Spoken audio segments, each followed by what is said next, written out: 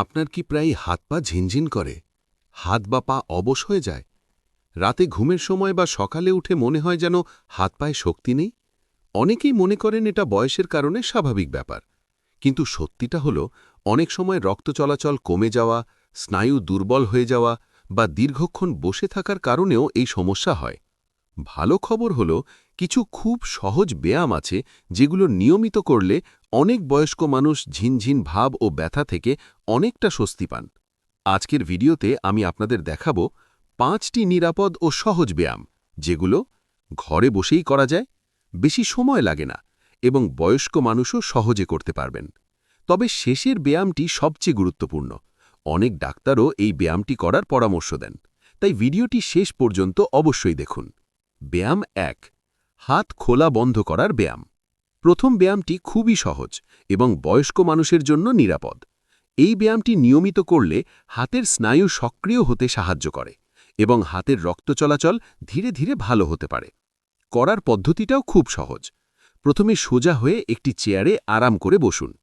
তারপর 2 হাত সামনে সোজা করে ধরুন। এবার হাতের মুঠো শক্ত করে বন্ধ করুন এবং 2-3 সেকেন্ড ধরে রাখুন। এরপর ধীরে ধীরে হাত পুরো খুলে দিন এবং আঙুলগুলো যতটা সম্ভব ছড়িয়ে দিন।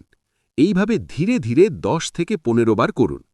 দিনে 2 থেকে 3 বার এই ব্যায়াম করলে ভালো উপকার পাওয়া যায়। নিয়মিত এই ব্যায়াম করলে অনেকের হাতের ঝিনঝিন ভাব কিছুটা কমাতে সাহায্য করে, আঙুলের শক্তি বাড়তে সাহায্য করে এবং হাতের রক্ত চলাচলও ভালো হতে সাহায্য করে।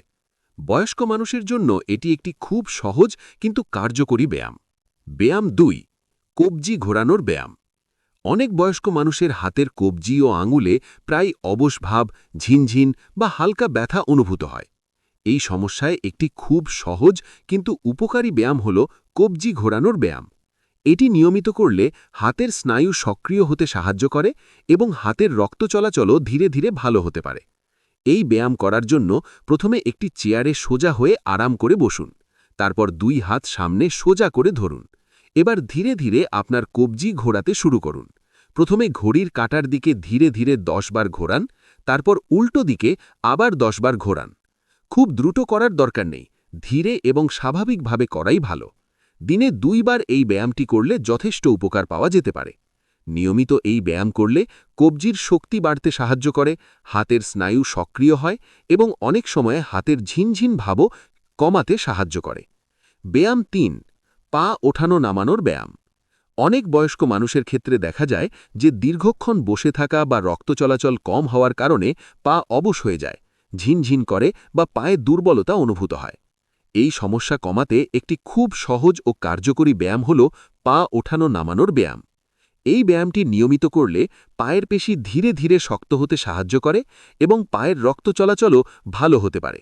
করার পদ্ধতিটাও খুব সহজ। প্রথমে একটি শক্ত চেয়ারে সোজা হয়ে আরাম করে বসুন। তারপর ধীরে ধীরে একটি পা সামনে সোজা করে তুলুন এবং প্রায় 5 সেকেন্ড ধরে সেই অবস্থায় রাখুন।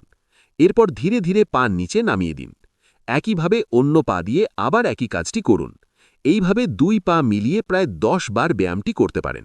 খুব দ্রুত করার দরকার নেই, ধীরে ও স্বাভাবিকভাবে করাই ভালো। দিনে 2 বার এই ব্যায়ামটি করলে অনেক ভালো উপকার পাওয়া যেতে পারে। নিয়মিত এই ব্যায়াম করলে পায়ের পেশি শক্ত হতে সাহায্য করে, রক্ত চলাচল বাড়ায় এবং অনেক ক্ষেত্রে পায়ের ঝিনঝিন বা অবশ ভাবও কিছুটা কমতে পারে। ব্যায়াম 4, পায়ের আঙুল নাড়ানোর ব্যায়াম। এই ব্যায়ামটি খুবই সহজ কিন্তু বয়স্ক মানুষের জন্য বেশ উপকারী একটি ব্যায়াম।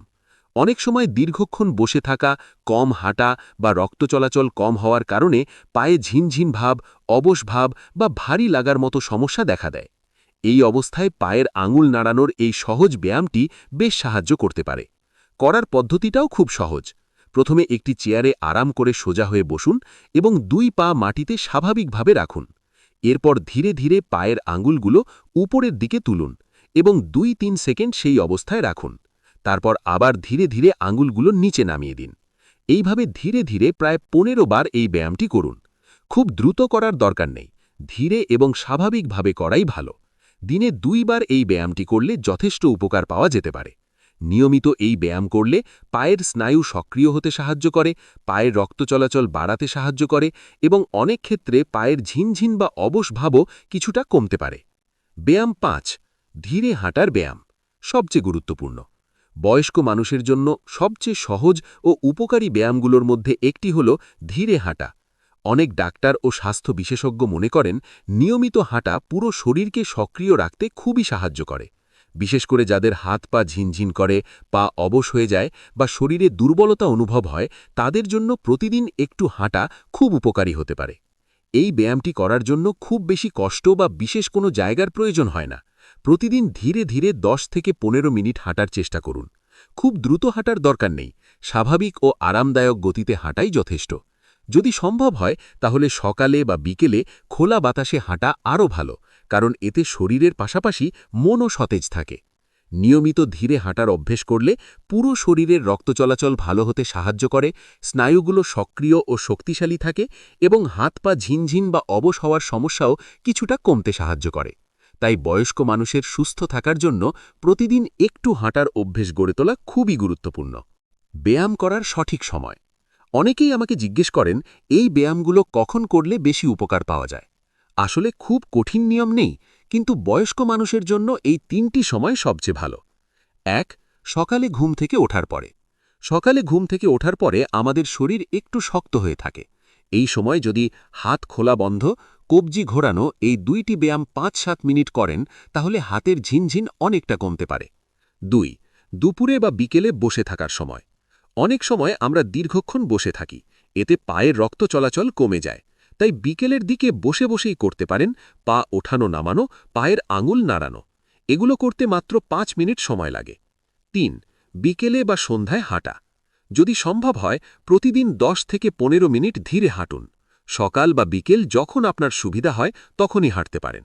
নিয়মিত হাঁটার অভ্যেস করলে রক্ত চলাচল ভালো হয়, স্নায়ুগুলো সক্রিয় থাকে এবং হাত পা ঝিনঝিন কমাতে সাহায্য করে। তাই যখন আপনার সুবিধা হবে তখনই একটু হাঁটার চেষ্টা করুন। তো এখন আসি একটা গুরুত্বপূর্ণ কথায়। অনেকেই বলেন সব ব্যায়াম তো প্রতিদিন করা সম্ভব নয়। তাদের জন্য একটা রুটিন আমি কমেন্ট বক্সে পিন করে দিয়েছি, সেটা আপনারা দেখতে পারেন। গুরুত্বপূর্ণ সতর্কতা। একটা বিষয় অবশ্যই মনে রাখবেন, যদি হাত পা খুব বেশি অবশ হয়ে যায়, হঠাৎ শক্তি কমে যায় অথবা খুব বেশি ব্যথা হয়, তাহলে অবশ্যই ডাক্তারের পরামর্শ নিন। বন্ধুরা, বয়স বাড়া জীবনের একটি স্বাভাবিক প্রক্রিয়া, কিন্তু বয়স বাড়লেই যে হাত পা ঝিনঝিন করবে, ব্যথা হবে বা শরীর সব সময় দুর্বল লাগবে, এমনটা সব সময় হওয়ার কথা নয়। অনেক সময় শুধু একটু নিয়ম মেনে চললেই এই সমস্যাগুলো অনেকটা কমানো যায়। প্রতিদিন যদি আমরা সামান্য সময় নিজের শরীরের জন্য দিই, যেমন 10 থেকে 15 মিনিট হাঁটা, কিছু সহজ ব্যায়াম করা এবং শরীরের যত্ন নেওয়া, তাহলে ধীরে ধীরে শরীর আবার আগের মতোই সক্রিয় ও স্বাভাবিক অনুভব করতে শুরু করে। তাই আজকের ভিডিওতে দেখানো এই সহজ ব্যায়ামগুলো নিয়মিত করার চেষ্টা করুন। শুরুতে হয়তো অল্প অল্প করবেন, কিন্তু নিয়মিত করলে নিশ্চয়ই উপকার অনুভব করবেন। যদি ভিডিওটি আপনার কাছে উপকারী মনে হয় তাহলে অবশ্যই ভিডিওটি লাইক করে আমাদের উৎসাহ দিন।